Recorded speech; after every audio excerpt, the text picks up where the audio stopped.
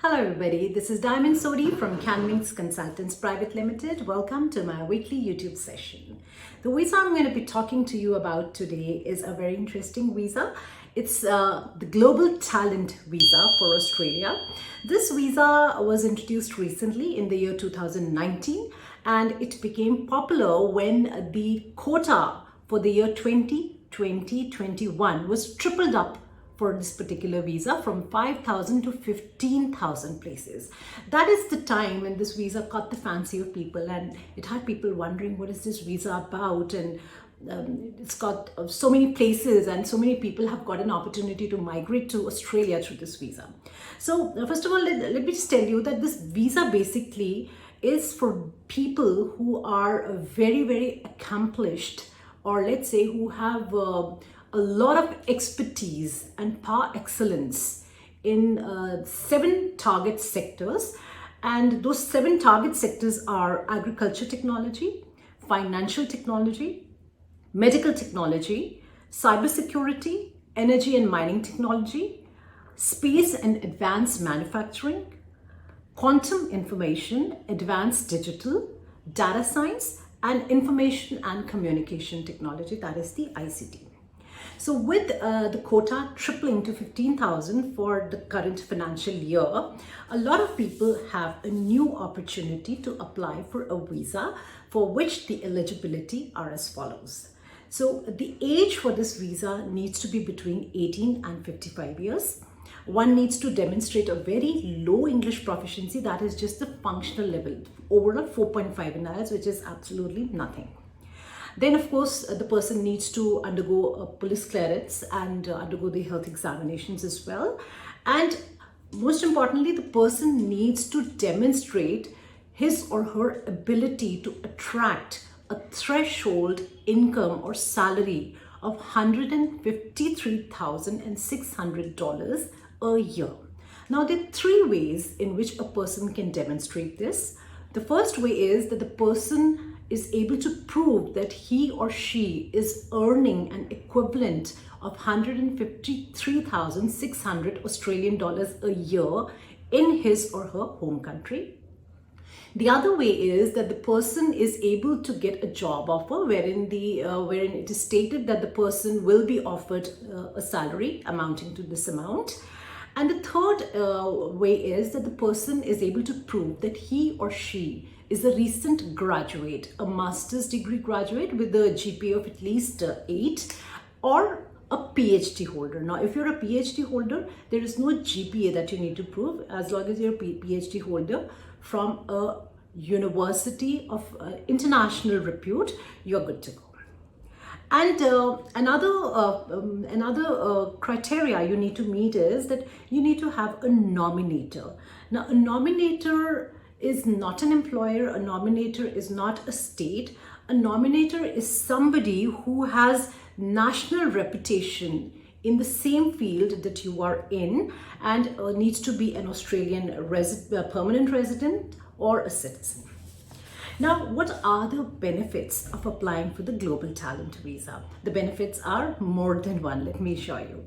So the first one is that since the age limit is up to 55, we see a lot of applicants who have probably reached a peak in their careers by the time they turn about 45, but unfortunately for skilled migration, that is exactly the time when they become ineligible. So I think it is a huge opportunity for those who are between the ages of 45 and 55 and have accumulated a lot of experience and excellence in their field. So the other point that you do need to consider about this visa, which is again a huge benefit, is that this is not a point test visa. So you're not subjected to any point system here, unlike the way you're subjected to a point system under the 189, the 190 and the 491 visa.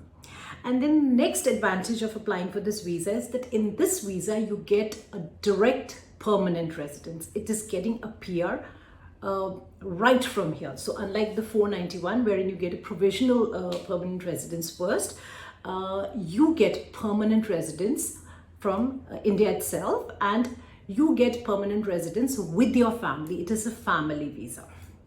And then of course all the Medicare facilities, the tuition, free schooling of, that is state schooling is of course available, and along with all the other benefits that permanent residents are entitled to.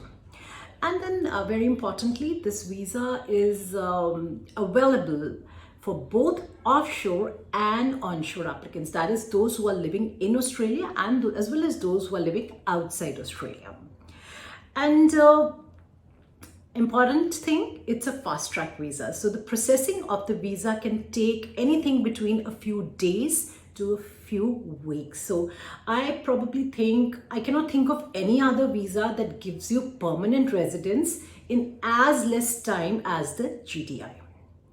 And then, as I just discussed, that you need to have a nominator, but you do not need an employer, or you do not need a nomination from any state in this visa. And in terms of the recent graduates, the minimum GPA is 7, sorry, not 8, as I said recently. And PhD, like I said earlier, is exempted from the minimum GPA requirements. And another interesting last point I'd like to share about this is that when you lodge an expression of interest for this visa, you are not in a state of limbo. For example, let's say somebody has lodged an expression of interest for the subclass 189 visa, and of course the EOI is valid for 2 years. But if the person does not get an invitation, the person probably does not even have any idea as to whether he's going to get an invitation at all or not. So for this visa, the DHA makes it clear to you pretty soon whether they're going to offer an invitation to you or they're not going to offer an invitation to you. So there's a lot of certainty involved with this visa. Now finally, I come down to how the GTI visa works. So it's very simple. Now, though I say it is simple, please let me assure you that it needs a lot of expertise to actually lodge your EOI. So the first step is that you lodge an EOI, that is an expression of interest, with the Department of Home Affairs. Once you lodge an expression of interest, and they see that you seem to meet the criteria and everything looks really good, the DHA would issue you a unique identifier number, that is a UNI. So we put it this way, that once your EOI is found to be successful, a UNI, a unique identifier number, is issued to you. Following that, you have 60 days to lodge your visa application with the DHA. So we'll get into these details, and probably I'll be able to give you more details about it once you send in your queries and CVs to me. Now, I just would like to end this video with a bit of information that this visa has received overwhelming, I would say, success. India is the third largest recipient of invitations issued by the DHA for this visa, and some of the most popular occupations for which the invitations have been issued by the DHA under the Global Talent visa are university lecturers, engineers of all sorts, such as software engineers, electrical engineers, electronics engineers, mechanical engineers, and civil engineers. And then agriculture scientists have got a lot of invitations, ICT business analysts have got a lot of invitations, and also finance managers, to name a few.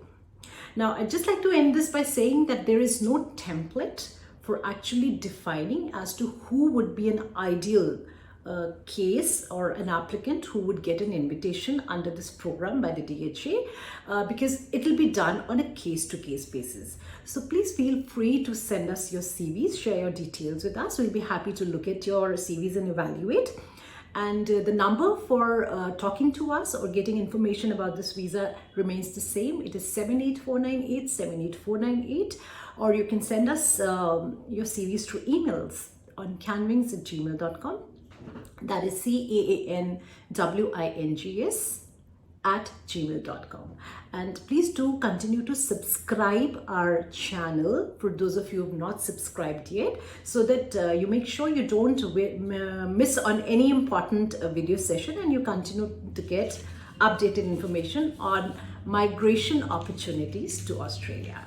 So until next time, goodbye and all the best.